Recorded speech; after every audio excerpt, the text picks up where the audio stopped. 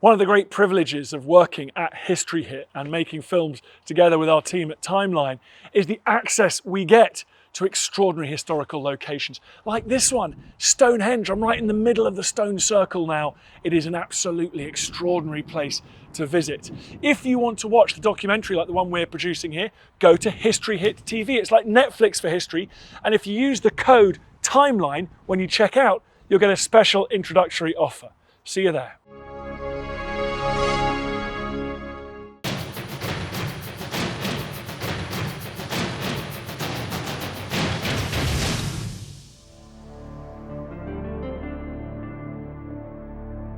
It's hard to believe, but just 500 years ago, this picturesque and vacant pasture near Kelso on the Scottish borders was the site of one of the wealthiest cities in Scotland.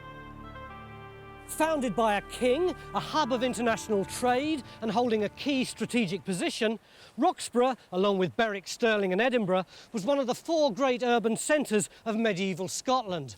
But whereas the other three are still thriving towns, ancient Roxburgh simply vanished. All that's left of this once great borough are the few decaying remains of its castle. So where is it? And why isn't this field a buzzing metropolis like Edinburgh?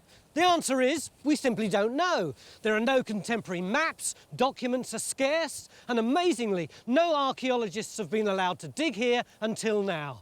So, a whole city, virgin archaeology, 3 days, can we do it? I haven't a clue, but whatever happens, it's going to stretch us to the limit.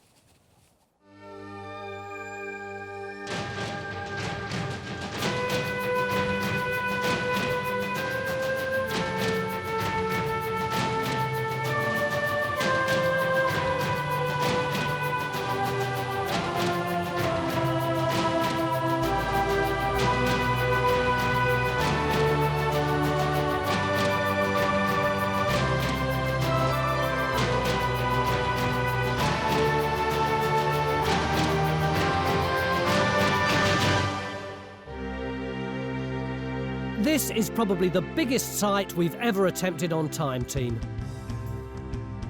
Nestling in the crook of land where the River Teviot joins the Tweed, it's a mile long and half a mile wide. Somewhere in here, we know, is a lattice of streets punctuated with civic buildings, churches, even a monastery. But where do we begin? And how on earth can we make sense of something as big as this in just 3 days? Mick, have we bitten off more than we can chew? No, I don't think so. I mean, whenever we come to a site, we have a series of choices about what we can do in the time available, and that's sort of governed by what we want to know about it, what the particular problems that we pose, and we could spend 30 years or more here. But actually, what we're interested in really is about the layout of this. Where are the streets? Where were the town defences, where were the churches and buildings within it. And we can get a great deal of that without digging a lot of holes, actually, because we can do it from the other sources, the geophysics, looking at the early maps, and particularly this fantastic collection of air pictures Colin's got, which show all manner of features. Colin, there's an awful lot of activity around, isn't there? Well, there is. Fantastic. What are all these features? Well, here we've got a very obvious one, which is the ditch and bank feature, which we can see on the ground, and a section across that I think is going to tell us a great deal. What's all this stuff here? Well, all these little splodges appear to be occurring on church sites, and I'd suggested that they might actually be recumbent stone slabs giving harsh marks, but Stuart suggests more prosaically that they may be molehills. Oh, Stuart, you've no romance in you. No. What's this here, Colin? This appears to be part of one of the street lines, and then the broad areas on either side of that would be where the house lines were. Yeah, so that has to be one of our main targets, I isn't think it? so. If we can actually see something of what the buildings were like with all the pottery and stuff that they're using and the dates of that. Yeah. In other words, the ordinary sort of people that were living here. Absolutely. Yes. Yeah. So we really need to geophys that area first, I think, John, to get a bit more detail before we start. That mark up there is that big ditch that runs up there. Stuart's already worked out roughly where the parch marks are on the ground, and soon we're on the trail of our first target, the remains of one of Roxburgh's main streets, which Emma appears to be trying to find with a couple of fluorescent light tubes. What does it do? This is a new dual gradiometer system. John, how come you've invested in this kind of stuff? Isn't the stuff that you used to use any good? Yes, it is. This is what you normally see us walking up and down the fields with. But what we've got here is a brand new instrument, and it does things twice as quickly. And it actually looks a bit deeper into the ground as well if we need to. Because it's got this extra length to it. That's right. An integral part of the system is on the back here, though. That's just a counterbalance. This isn't just a joke. No. The weight of the water actually balances it. And what does this machine actually do? It's a magnetometer. So what is it reading for us? We're looking at magnetics, and so that will pick up rubbish pits, ditches, and it will give us, hopefully, a street plan. Historians believe Roxburgh started as a small, unremarkable town in the late 11th century. But its fortunes were transformed when one of Scotland's greatest rulers took a special interest in it. David I, who became king in 1124, is credited with bringing stability to Scotland after decades of internal strife. He chose Roxburgh as his power base. He built a castle here and gave the town a royal charter. It's basically his principal seat of government. He's witnessing, issuing most of his great charters here. He's holding councils here. There are major meetings of church councils taking place here. So, if we're thinking of it in terms of what might have been, Roxburgh could have been Edinburgh. Yes, and there is nothing else quite like it in Scotland. The fact that we're sitting right on top of a medieval town is pretty romantic. Yeah. But there must have been hundreds of towns built in the medieval period. Yeah, I mean, you're absolutely right. The 12th and 13th centuries was the great time of town foundation, town development. And in fact, most of the places that people think of as small market towns that they might live in or go and shop in were founded at that time. But of course, that's the difference, that they're still there, we still use them. Whereas here you can get a snapshot of what life was like in the 14th century. It hasn't been mucked up by all the post-medieval, Tudor, Stuart, Victorian, all those buildings put on top. And we're really lucky to be able to delve into this apparently pristine site because the landowner, the Duke of Roxburgh, has refused all previous requests to dig here. It's a real coup. But it comes at a price. This is a scheduled ancient monument, and we're allowed to dig only 200 square metres of it, a tiny fraction of the overall area. So every trench must hit its target. And for that, we're relying on Geophys to produce really crisp results. Why the long faces? Well, have a look at this, Tony. This is what John's just produced, and he's just describing it himself as trashed. And certainly it's not looking like the town plan that we were expecting to see, is it?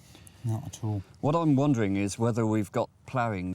These sort of lines look like old plough lines. Right. We're right. expecting a street coming through at that sort of angle, and there's clearly nothing like that at the moment. So what do you reckon this grey thing is, John? Well, it could be the edge of the ploughing. It's just possible that is the edge of the archaeology. Is there a hint of something running across there like that? Yes. We really need to do more survey, Phil. You certainly need to come this way, don't you, if the street's down the middle? I thought when we got the first printout, we'd see the whole town laid out. Yeah. Didn't we all? Yeah. But, I mean, All in all, a pretty disappointing start, and Mick's given John an hour to come up with better results. But we don't need newfangled gadgetry to provide all our targets. Good old-fashioned eyesight was all Phil needed to spot the worked stone brought up by the roots of this tree. It's growing out of an enormous earthwork bank, which runs along one side of the site. He thinks it's the town's defensive ramparts. We've got the bank running across here. Now, somewhere in here there's probably going to be a wall. If you get a chance, have a look in the roots of that tree over there. There's about 3 or 4 courses of stone built into the root system. And then down here, the trench will come down into the bottom of the ditch. With a bit of luck, we'll get some waterlogged deposits. Right, so we're going to go down and stop in the middle of the ditch? That's right. So Trench 1 goes in here, and its contents will be crucial to our chances of reconstructing the layout of ancient Roxburgh. Because not only are the town defences a key feature in themselves, they also mark the limit of its extent. So, John, where do you want this hole then? 200 yards to the east of Trench 1, the extra hour of Geophys seems to have paid off. We've expanded the survey now, and we have actually got this anomaly running through here, and I'm sure that's what's on the aerial photographs. So whether that's the road coming through, we've got the ditch to the side. Ignore the lines going that way. I'm sure that's later ploughing, and this is all disturbance. The road, if it is a road, should come through on this alignment. So I think just a small 5-metre trench at right angles across it. So Trench 2 goes in here in a bid to locate a roadside ditch.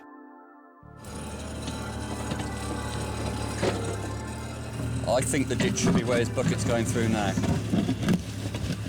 Perhaps not quite the impressive target we'd all hoped for, but it's a start. OK. Yeah, it's early days. Oh, absolutely. And now John's more confident about his geophys, he's in huge demand. Mick wants to see more of the area around Trench 2 in the hope a street plan will emerge. And Stuart wants him to have a look at our third target, another area of parch marks somewhere on the western edge of the site. Where should we be, Stuart? Well, in relation, you see this roadway that shows coming through here? That tree there is that one over there. So you need to be between that tree and the hedge line. All that area has got what look like archaeological features in it, whatever they are, if you so can resolve that. basically we need to cover as much as we can again. Yeah. I thought you might say that. Right, we've got to go right the way up to the fence. OK. I'm sorry. John and his squad are off again, looking for another road. Watch Mary. Once she starts, that's it. Up till now, though, there's been a lot of looking on this site and not much finding. So it's a bit of a relief when Matt in Trench 1 finally hit some archaeology. We're clearing out this clay, and this perfectly circular feature have just appeared. And the edges of it are actually still very much intact. The stuff inside it is really loose, and you can see it just going straight down. So, I mean, what we got, a post which is going to be what? Going to be about 5 or 6 inches across, yeah. If you look at the stones, they come up here in the section, stop there, and this post hole's right in alignment with it. So it looks like what we might have is a timber structure, maybe padded up with this clay bank at the front to make a really firm, compact frontage to the bank with all this gravel flung in at the other side. OK then, Fraser. This already looks convincing as a stout defensive rampart. The next step is to find and excavate the ditch that goes with it, and Phil's soon on the money. Ah, now look, that's going into the ditch. Dan's also beginning to uncover a ditch in Trench 2. Though his is a more modest roadside ditch, he hopes it'll eventually lead us to a street with houses along it. Dan, is there anything at all? There is. We do indeed have a ditch, and I've got an edge coming in here, and Bridget's got the other edge over there. OK, you've got a ditch, but is it a ditch for a road? Well, John's pretty adamant that it will be. Unfortunately, we'll have to extend the trench a little bit further in that direction to be absolutely sure about that. Are these finds from this trench, Derek? They're from the ditch fill. Good collection of 12th, 13th century medieval pottery. 12th and 13th is what we're after, isn't it? What's this? That's from a straight-sided cooking pot. That's why it's smoke blackened on the outside. Probably stood about that high. So are all these pieces of pot domestic? Basically, yes. But not necessarily from here. They could have been thrown from elsewhere. Yeah, but they're not very worn. I mean, I don't think they've travelled very far. So that implies to me that they've come from a house nearby. I wouldn't normally get very excited about drab stuff like this, but right now, these cooking pots are just great. Evidence we're closing in on the street and the houses along it, which is just the boost we all needed. As the first day draws to a close, the team go into overdrive. In the trenches, the archaeologists are digging like men and women possessed. Stuart's tramping all over the countryside looking for more earthworks. And the geophysicists have got not one, but 2 new sets of results. The bad news is the area over there, nothing but ploughing, cutting into whatever's there. Yeah, very like what we had earlier, isn't it? But look at this. This is where Phil's trench is. Here's the defences. Look at the regular pattern we're starting to get inside. I think this is really nice now. Yeah, that's much more like a town plan, isn't it? OK, if this really is good, what are we going to do with it tomorrow? Well, I think we should expand this trench, not only to get the rest of the road, but to go alongside the road and see if there's, you know, the buildings that are producing this. And hopefully we'll get shed loads of this from the actual building alongside the road. So, have we turned the corner like Mick says, or are we going straight down the archaeological pan? It's his neck that's on the block. Are they going to have to start sharpening the guillotine tomorrow? No. Join us after the break. Beginning of day 2 in our search for the ancient city of Roxburgh, somewhere underneath all this grass. And yesterday evening, John Gator said he'd got some good news and some bad news. The good news was that the geophys over there was looking really good. So we were going to extend the little trench that we'd got there into something really big. The bad news was that the geophys here was really indistinct. So 9 o'clock, and what's happened? We've got no work going on there at all, and we've got this really long 15-metre trench over here. Shouldn't this trench be way over there? No, this trench is exactly where it ought to be, Tony. Remember I showed you the photographs yesterday? How you've got these clear marks that look like a roadway. Yeah, yeah. And there are also features coming off it which might be either back boundaries to properties or buildings. But John, the geophys was really not good at all here, was it? Well, we've got lots of problems with the ploughing that I talked about, but it's really clear. Look, it stops on this line, basically between the tree and the gate over there. The ploughing comes up to there, but on this side we're clear. And if I look at the geophysics now, I've got a bit more time, I can actually start to see the road features. So is it fair to say you've re-examined your evidence and found stuff you didn't find last night? Well, I suppose so. Matt, what have we got in the trench? Well, if we start at that end, you can see we've just clipped the edge of the road. That's where the compact gravel and sand is. Come in from there, this large dark area is where the ditch is, the roadside ditch. And then we're onto these stones here, these large flat stones, some kind of boundary to the road. And hopefully, as we go up here and clean up this end, we might find the buildings and stuff coming off the road. Any finds, Derek? More medieval pottery, Tony. First piece of imported pottery, that's from Yorkshire. That's Yorkshire ware from England. Interesting enough, mostly this time from glazed jugs rather than cooking vessels. So what does that tell you? That suggests to me it's slightly later than the material we were looking at yesterday. Why are jugs later than plates? Because cooking vessels they start making them out of iron later on. So what's all this starting to tell us? We've got this roadway and we identify a roadway over there where Trench 2 is. We'll have some idea of the layout between them and what sort of units people might have been living in. Fantastic. But the big news of the morning, and I mean huge, is what Phil's discovered in Trench 1. Am I right in thinking you're stood in the bottom of a huge defensive ditch? You're absolutely right. This is one edge coming right up here, and then it runs down into the bottom, and then climbs up to an enormous bank on that side. It is an awful lot deeper than the earthworks suggest. It must be, what, 10 feet at least? It's a very, very impressive ditch. If you're an attacker or anybody outside looking at somebody on the inside, they are very, very well defended. So do you know yet what's going on inside the ditch in terms of the defences? Let me come up and I'll show you that. Now, you see, the ditch is going to be rising up here, and then just beyond the edge of the ditch, which we think will be somewhere there, we've got this beautiful post hole in there. And funnily enough, we've got another one just back there. Now, this post here has actually been burnt. You can see the way the clay around it has been reddened by heat. Now, it's beginning to look as though we've actually got some sort of timber framing within the front of the bank. And that would perhaps explain why this one's burnt and that one isn't, because it would have been in the middle of the rampart. So we can now put the first landmark of medieval Roxburgh back on the map. These huge defences ran along the one edge of the town not naturally protected by water. If attackers managed to negotiate the deep and difficult ditch, they were then faced with a stout wall, built from clay, supported on a timber frame and clad in stone. It would have been an impressive barrier. And as the evidence of burning suggests, it was absolutely not just for show. In fact, the city was besieged on numerous occasions. The most traumatic period in her history was between 1296 and 1318, when she found herself caught up in Edward I's wars against the Scots. Attacked and occupied by each side in turn, her inhabitants faced almost daily threat of invasion. So someone in 1313, when the Scots deliberately attack during the feast day, so the English will be taken unawares, and they seem to have been quite right. What happens is Sir James Douglas dresses his men up in black cloaks and gets them to go on hands and knees. It's nightfall, and the sentries on the walls think that they're looking at cattle straying. They break in, overwhelm the few of the garrison that were still armed. A few escape into the Great Tower, but They don't have supplies, they don't have weapons, and they give up after 2 days. All this begs the question, why was Roxburgh so desirable?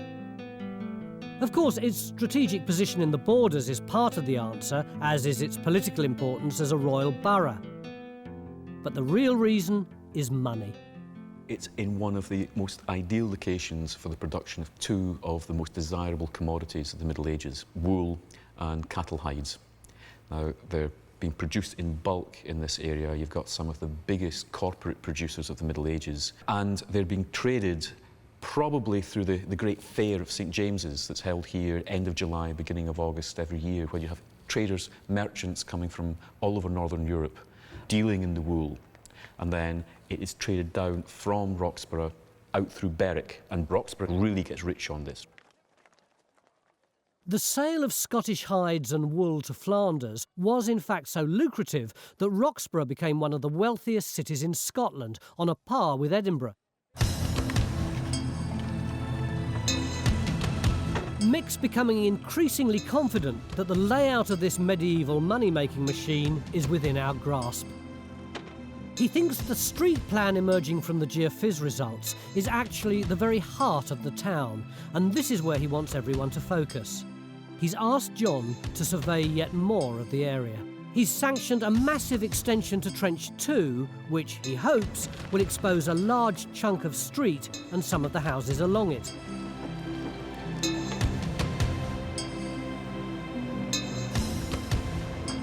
And he's dispatched Carenza to search the medieval documents for references to the people who lived there. But dark forces are at work in the shape of Stuart Ainsworth. Just keep going along this track for a while, then. Isn't this taking us away from everything? He appears to have kidnapped John and forced him to drive to the other end of the site about half a mile away to tempt him with a completely new target. You can see how it dips off here towards the fence, Yeah. and then beyond it's a patch of nettles. It's sort of all in this area here. Oh, not where all the nettles are. Indeed so. You're joking. And Stuart thinks they're covering something much more exciting than mere streets and houses. He thinks this isolated spot could be the site of St James's Church, one of the most important and substantial buildings in medieval Roxburgh. Its rough position is marked on 17th century maps, but its precise location has long been a mystery. We don't know whether it's those earthworks. It might be further around there, it might be further around there. We don't know specifically on those earthworks. You don't like those nettles, do you? No, it's just the fact we're just starting to get a good plan, we think, of the town. Yeah. And if we stop halfway through and come over here, I'd prefer to argue the case with Mick. John to Mick. Yes, John, listening. Mick, I'll just put Stuart on. We've got a bit of a dispute here. Doesn't want to do what I want him to do. We've got a series of earthworks down here that I think might be the site of St James's Church. Now, I'd like to have some geophysics over it to see whether we can confirm that. And I thought this possible church was sort of marked on the map, Stu. You can narrow it down to a rough location, but there's a series of earthworks and we don't definitely know that they're the church itself. Hang on, we've got another protagonist coming in. Can you hang on just a moment? I want to... With Mick. If we don't know where this place is on the map, Yeah. it's such a huge area. I know. I mean... We could have actually done a 20-metre square. We've got the Tony factor. It's a very hard call, isn't it? It is really, yeah. Oh, well, there's the block, there's your neck, you make the call. I thought this church was rather more fixed than it is. If it can be 120-metre square that'll hit part of it, we go with it. Otherwise, we can't afford the time to do it at the moment. I think if we go beyond the fence, Tony concentrate. In the end, Stuart reluctantly selects a small patch of the earthwork for John to geophys, and for the time being, everyone's happy again. Well, relatively.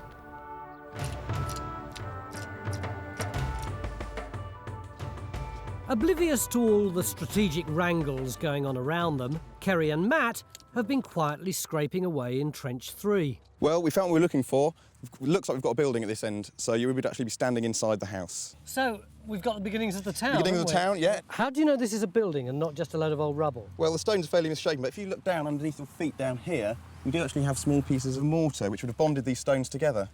And if we move along this way, the edge of the house here, we've got this rather nice little galleyway here. Just here? Yeah, that could have been used to kind of sluice out anything from the house, clean it up. Better still, the house is full of very striking pottery. Face mask jug. That's lovely, isn't it? What would it have looked like? I think probably more than one face mask, maybe 2 or 3. Handle, spout on one side. Our first real evidence of international trade is this pottery, which is French. That's again from very high quality glazed water or wine jugs. These pots would have been expensive. And as Matt digs down, the size and construction of the building confirm it was once home to some of Roxburgh's wealthier citizens. Along this side here, we have this wall, possibly an internal wall, and you can see these stones bonded with this lovely yellow mortar there. Oh, right, yes. And this is clearly the wall that we picked up in the air photograph. Yeah. Would that be the other side of it there, then? Well, I think it could well be, and perhaps we've got a row of them. Yeah, so that'd make this house about, what, 20 feet wide? In just a few hours, Matt's put our second key feature firmly on the map. A road that no one ever knew existed, which was lined with large, high-status, stone-built houses. It's like a posh suburb, inhabited perhaps by people who'd made good in the wool trade. Phil, though, is after more ordinary folk. And in a now massively extended Trench 2, he thinks he's getting very close to them. Phil? Hello? How are you getting on here? Oh, pretty well. Do you want to come and have a look? Well, here we got this road. We think it's probably running sort of more or less north-south, really. Oh, right. Then, as we come this way, we come over this bitty, hefty roadside ditch. Now, as we come on again, we've got a much narrower ditch. We think that might be a fence. We've even got features in here that are going perpendicular to the main road. So we might actually have buildings fronting onto the street. Right, and that road is running north-south. That's right. Well, in that case, it must be Market Street. How do you know that? Well, we know there are 2 main streets in Roxburgh. One of them runs east-west, that's King Street, and the other one runs north-south, and that's Market Street. And I suppose you're now going to tell me you know exactly who lived here and what their addresses were. Well, actually, I can give you some of those. I was only joking. No, seriously, I mean, possibly with a bit more research, we could try and work out whose tenement this is. Well then, we are beginning to get the archaeology associated with these people because, look at this one. I mean, we've got a big stone there. And another one there. We reckon this might be a well or something. A well? Now then, if we can get some finds out of that, we can perhaps tell you what sort of lifestyle your inhabitants were living. You do your job and I'll do mine, all right? Right, brilliant. Which for Phil means extending Trench 2 yet again to reveal more of the house. I hope someone's keeping an eye on the square meterage because we can't be too far off our limit. Carenza's job's a bit less physical, but that doesn't make it any easier. Why have you drawn all these people's names on little tatty bits of paper? Well, what I'm trying to do is get my head round this sort of thing. Margaret, the wife of Roger, had a chantry. William Bosville adjoined on the north side. A tenement belonging to the Abbot of Melrose lay on the south side of that which belonged to the wife of the pious Roger. No one's attempted this before, and I can see why. It's a brain ache. We'll put him here, all right? Right. A tenement belonging to the Abbot of Melrose lay on the south side of Roger. Abbot of Melrose for you in the end. So make the most of it. There's the river. John evidently won his battle with the nettles on Stuart's mystery earthwork. But the things you're probably interested in are the high resistance here. And there's a certain regularity to it. When you say high resistance, that means it might be stone below the ground there? Yeah, it could be stone, it could be rubble. Well, rubble would be good because we know from the documentary sources that the church was robbed and gravestones were taken away and so on. And what you might expect to see is rubble thrown back into the place they've been digging. So that potentially could be very exciting, couldn't it? As St James's Church is our best bet for a really solid bit of architecture, we all think it's worth a trench, which Mick decides to put in here.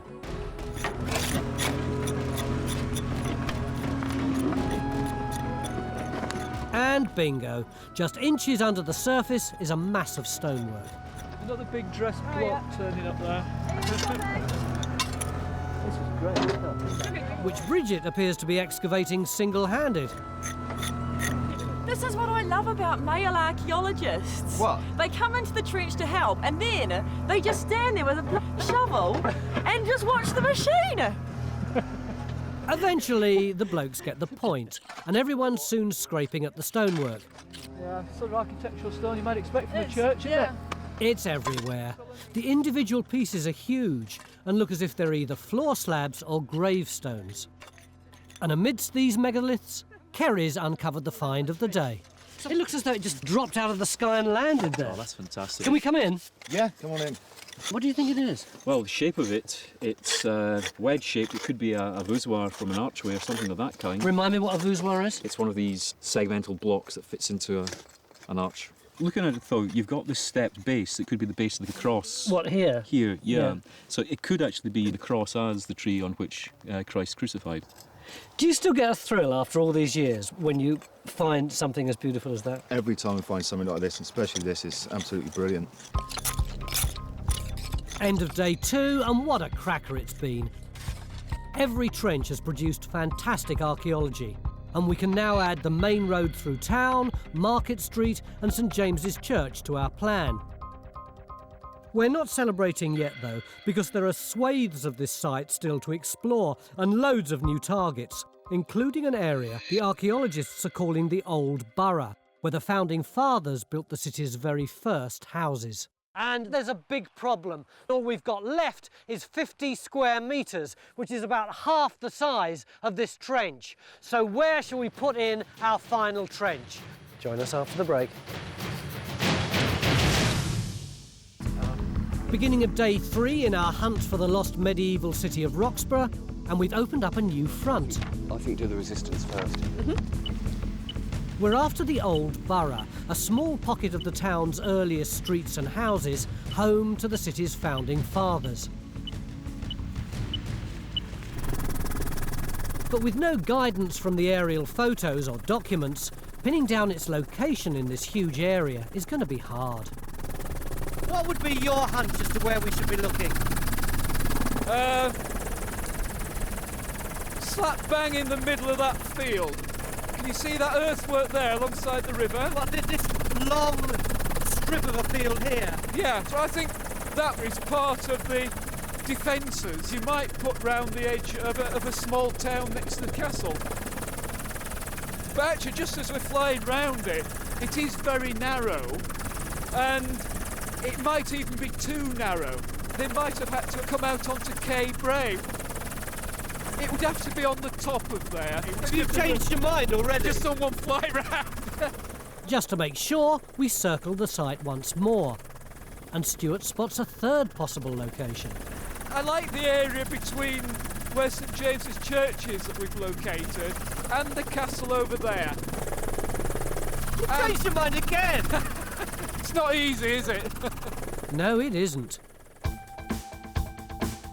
Ideally, we'd like to dig a hole in all 3 of Stuart's sites, but we've only got time to geophys 1.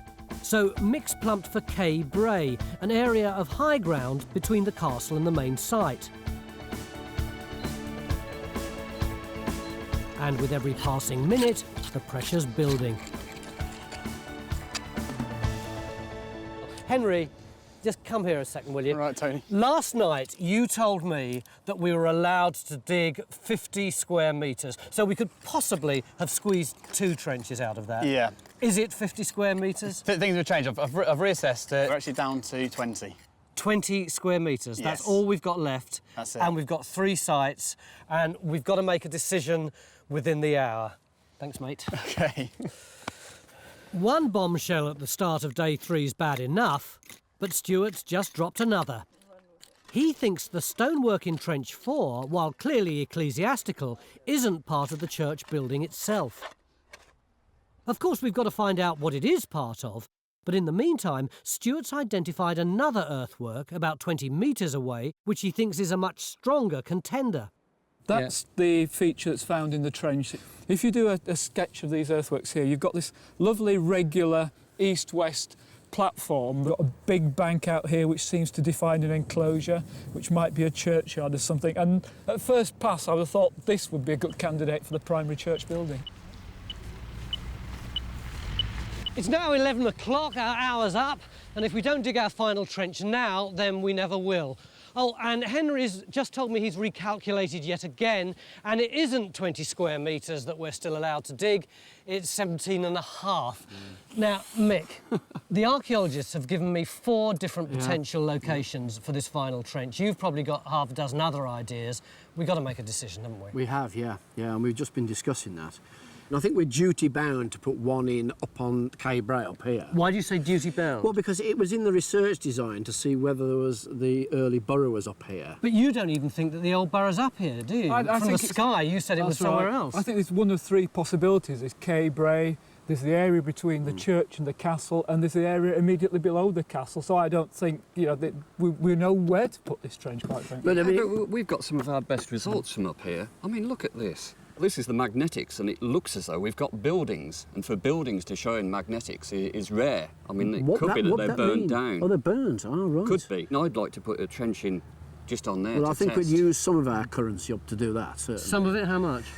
Well, I don't know, 4x3, you know, 3x5, something like that. Well, that's it, really, isn't it? Well, no, hang on a minute. If you're doing 5x3, that leaves a couple of square metres. Oh, Stu, that's taking us right up to the wire. I've got quite fond of the church down there. I think it'd be really nice to resolve what that platform is next to the ecclesiastical stuff we've got in the trenchings. You don't like using the maximum allowable area, do you? It doesn't seem very good practice. But I do like test pits.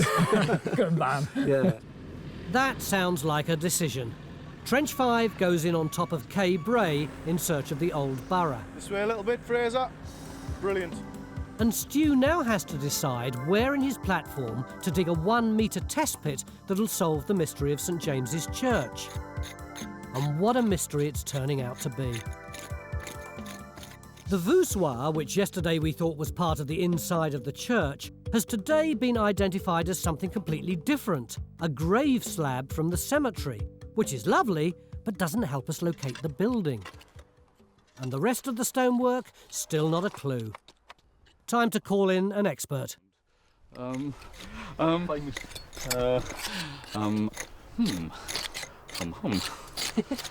does seem very, very strange indeed, though.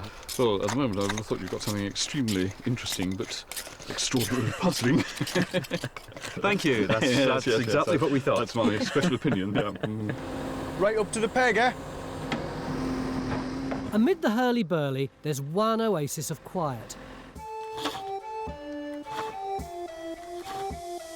To get everyone in the right frame of mind, we've organised a medieval market of our own. It's going to open for business at the end of the day, and these good traders are busy preparing to part the archaeologists from their hard-earned cash. They'll be selling everyday medieval essentials, food, leather goods like shoes and pouches, wooden artefacts, wool and clothing, and arrows.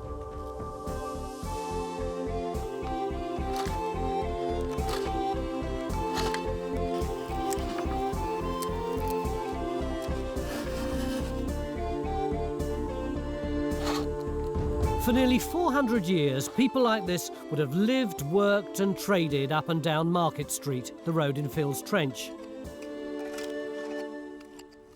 He's hunting for the remains of their houses and workshops, and he's doing very well. If you remember here, we had this linear arrangement running perpendicular to our front trench, which we thought actually might be a property boundary. Well, now you see here, you see where the photographic stick is? Yes, yeah. We've now got this, what we think is the back of a building, running parallel to the ditch and to that tenement building.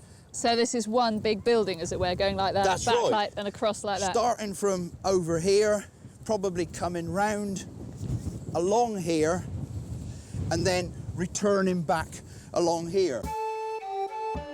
Phil's tenement would have looked like this. A fairly basic structure made mainly out of wood. It was a bit like a modern terrace divided into several properties. Similar tenements would have stretched out along both sides of the road. So what have you got to beat that? Well, I don't know if I've got anything to beat it, but the document we have here records 3 properties which have been... In fact, Carenza's played a blinder. Drawing on the geophys results, she's worked out that Phil's Trench is right next to the junction of Market Street and the main east-west road, King Street. And using information from the document, she's established the names of some of the people who might actually have lived in Phil's building. We're on the west side of Market Street, if that's north. So I suspect this building that you found is either William Boswell's building, William Skinner's, or the Abbot and Melrose's. Do we know whether any of them were craftsmen? Because within the finds of this stone line pit, we had a hint of some of the craftsmanship in this street. Derek looked at that earlier on, and he's pretty sure that is a piece of kiln furniture from a pottery kiln. Do you have any idea what date that might be? Well, it would have to be 13th or 14th century. Well, the document we have here is round about 1330. So perhaps that's the house, and perhaps this kiln was a little bit later than that, after the house had gone out of use. Either way, Phil and Carenza have managed to produce a snapshot of the heart of 14th century Roxburgh. This is how it might have looked on market day. A buzz of activity as William the Skinner, Hughtred the Baker and other residents of Market Street plied their trade. Perth still exists, Edinburgh still exists, Berwick still exists. Why, of all the great Scottish medieval towns, is this one the only one that's under the ground? Well, I think it had bad luck. I mean, it was in a very, very vulnerable area in the toings and froings between Scotland and England. Because it's so far south? Yes, and no one had really decided whether this was a bit of Scotland or whether this was a bit of England. Probably the decisive moment comes when Berwick falls into English hands again and remains in English hands. The king is not going to allow Scottish merchants to be trading through an English port. Because he won't get the tax Precisely, from it. the revenue goes to the English port instead. And that happens when? That's 1482. With Berwick in English hands, Roxburgh had no gateway to the markets of Europe and no money coming in. The inhabitants gradually drifted away to other cities like Edinburgh and Perth in search of a living. And by the early 1600s, Roxburgh had ceased to exist. 2.5 hours ago, we said we'd put a test pit in over there, and as you can see, absolutely nothing's been done about it. Over here, we said we'd put in a 3x5, and they've only put in a 3x2. And here, the archaeologists are now saying they want to extend this trench, although I thought we'd already agreed that we'd gone up to the limit of what we could dig. Mick, every single decision that has been made seems to have been overturned. Yeah, you could look at it like that. Why? Well, here, we don't think we can resolve this now without an extension on each end, really. Not what do you very mean much. we can't resolve this? Well, because we've got a big mass of stonework which we think might be a wall of the church, and we need to see if it's got doorways on it. And What will a door tell us? If it's got doorways, then we'll know that's the north wall, and these stones and slabs in here are inside the church then. That will help a lot to understand it. But that doesn't explain why they haven't started that test pit over there. No, well, there we're waiting for the geophys results, because if we thought we could see some, you know, church-like arrangement underneath, then we might not even need to do that. Hang on a minute, hang on. Here you are. Oh, he's here, right. Look, that's where the trench has gone in. We've extended the survey now over Stuart's earthworks. Yeah. And we're getting indication of lots more masonry, but no clear wall lines. I can't give you a plan of a church. No. Presumably, given that geophys, you still want to dig a test pit? Of course I do. Mick, we're not going to be able to hit all 3 targets, are we? Well, we might be able to if they don't need the extra square meterage up there. Yeah. Mick to Dan. What size area have you got open at the moment up there, Dan? It's a 3x2, Mick. It's 6 metres squared. What have you got in it? Have you got any... Datable material yet? No, we've got the stone wall that the geophysics predicted, but unfortunately... Nothing to date it. So do you think you need a bigger area to resolve that? I don't think a bigger area will resolve anything, Mick. There's not really anything here to resolve. OK, that's actually the right answer, although it's not very encouraging. It certainly isn't. This wall might still be part of the old borough, but the lack of time and resources mean we've simply got to let it go. Instead, we're going to use up our remaining trench space to untangle the complexities of St James's Church. which with just a couple of hours left is going to be a real scramble. First up, Stuart's test pit. It's all your fault if it goes wrong. You sprayed it in the wrong place.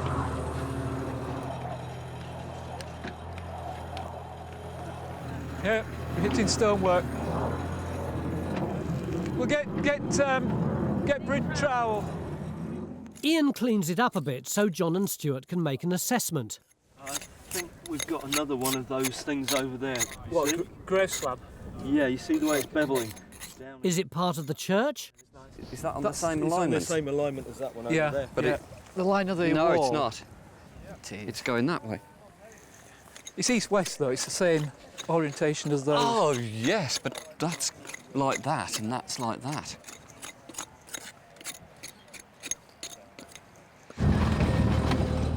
To resolve the issue, Mick sanctions a rapid 1 metre extension to the pit, which yields instant results.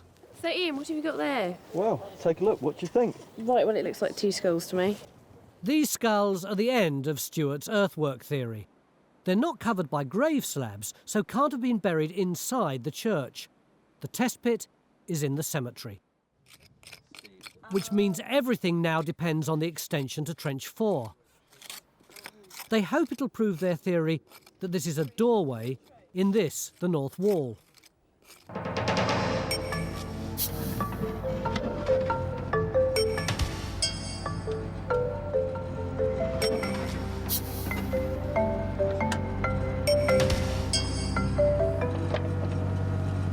I'll have to do. But it's quickly apparent their theory's wrong. It's exactly the same as the other end. It's not a door. And this is not a wall. It's actually part of a much larger detached platform. But all is by no means lost, because Richard now recognises it as something much more magnificent than a mere wall. It's looking increasingly like it could be the bottom of one of these big monumental type tombs. We don't really have anything like that. No, we don't. I mean, that would be unique for Scotland. I mean, there may have been things like that around, but I mean, they're long gone. Yeah. If Richard's right, then this is a remarkable discovery. Monumental, expensive, elaborate, altogether much grander than the graves in the cemetery. It was the final resting place of a wealthy individual, quite possibly one of the great political leaders of Roxburgh. And it means we've managed somehow to snatch victory from the jaws of defeat. Because tombs like this were built inside churches. So our picture of medieval Roxburgh is complete. Where once there was a blank on the map, we can now insert at least the bones of a city. This is Market Street, and it ran from Greyfriars in the south, past Quay Bray, to St James's Church in the north.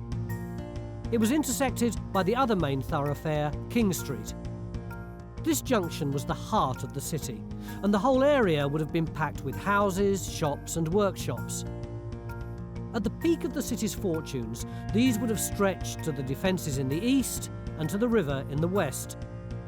Along here, probably connecting King Street to the castle, ran Matt's Nameless Road, which we think was lined with the homes of Roxburgh's wealthiest inhabitants. The digging may be done, but there's still some unfinished business. The medieval traders are tempting us all with their fare, an appropriate way to end our exploration of one of the great commercial centres of medieval Europe. When I first drove down this field 3 days ago, all I could see were a few green bumps and some silly sheep. But now I know that if history had taken just a slightly different course, I'd now be driving down a street as grand as Edinburgh's Royal Mile.